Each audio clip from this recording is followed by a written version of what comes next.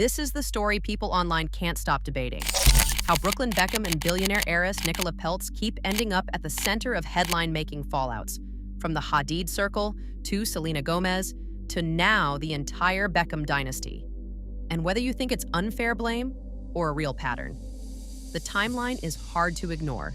And real quick, hit that like button, subscribe, and hit that notification bell so you don't miss a story, because this one gets messy fast. On January 19th, 2026, Brooklyn Beckham shocked the world by speaking out publicly about his family rift, posting a statement that many readers said felt like a line in the sand. He wrote, "I do not want to reconcile with my family." He added, "I'm not being controlled. I'm standing up for myself for the first time in my life." Whatever side you're on, that's not a casual family disagreement. That's a public breakup from David Beckham, Victoria Beckham, and his siblings, Romeo Cruz and Harper Beckham. Now, to be fair, we can't know what happens behind closed doors, but we can look at what's been reported, what's been said publicly, and why so many people keep circling back to one question: how did one of the world's most famous families end up here? Let's start with who Nicola Peltz is in terms of background. Born January 9th, 1995, she's the daughter of billionaire activist investor Nicola Peltz, who's made headlines for his Disney board battles and major stakes in companies like Unilever and Wendy's through his firm Tryon Partners. And yes, the Peltz family wealth is often reported as massive, sometimes described as rivaling the Beckham's own empire. She grew up in Palm Beach, Florida, in a famously enormous estate that's been described as a 27-bedroom property, with some outlets even tossing around sky-high valuation estimates. Nicola started acting young, landing roles in Transformers, Age of Extinction, and later starring in Bates Motel, though her early roles were heavily scrutinized in the press. Not just because of the projects themselves, but because when you come from that level of privilege, people assume doors open easier. Whether that's fair or not, it shaped the way the public reads her story. From 2016 to 2018, Nicola dated Anwar Hadid. And this is where the first big pattern conversation started.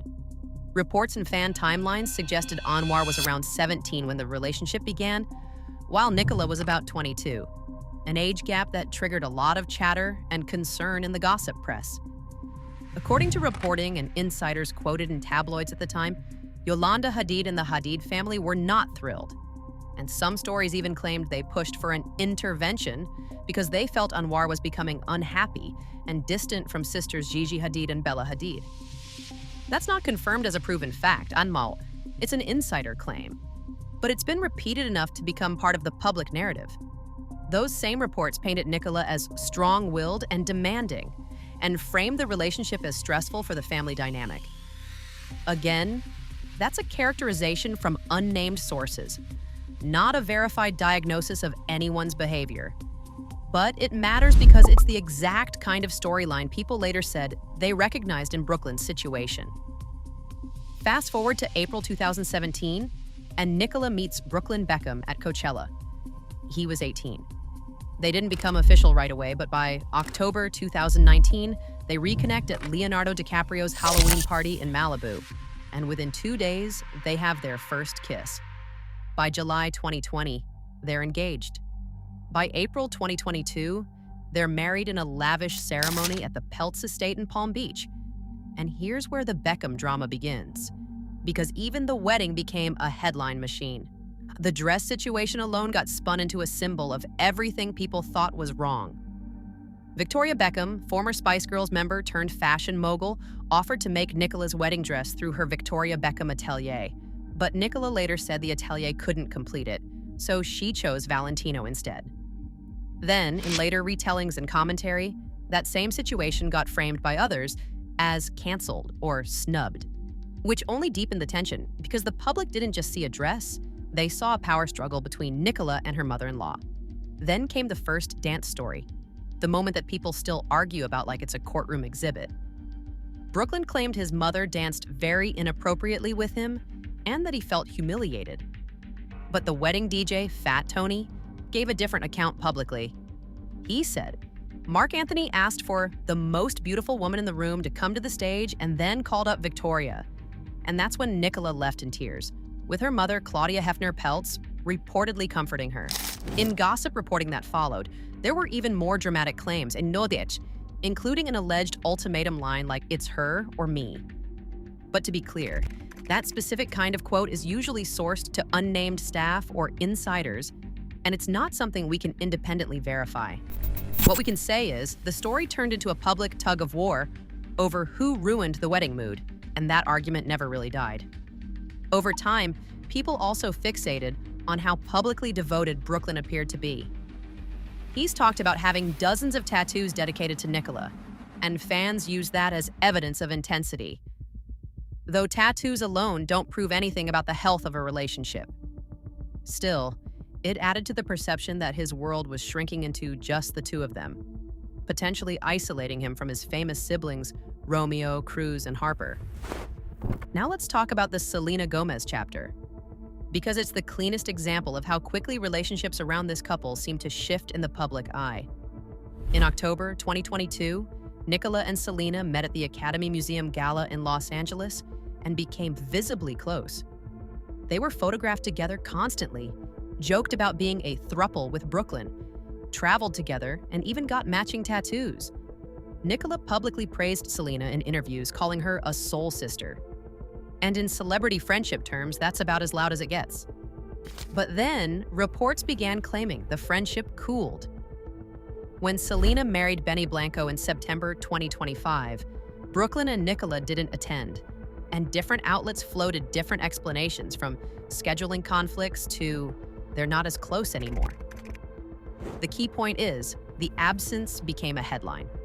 Then in January 2026, right as the Beckham family rift exploded publicly, people noticed Nicola deleting or archiving photos tied to Selena, followed by a cryptic quote about friendships and expiration dates, according to entertainment reporting.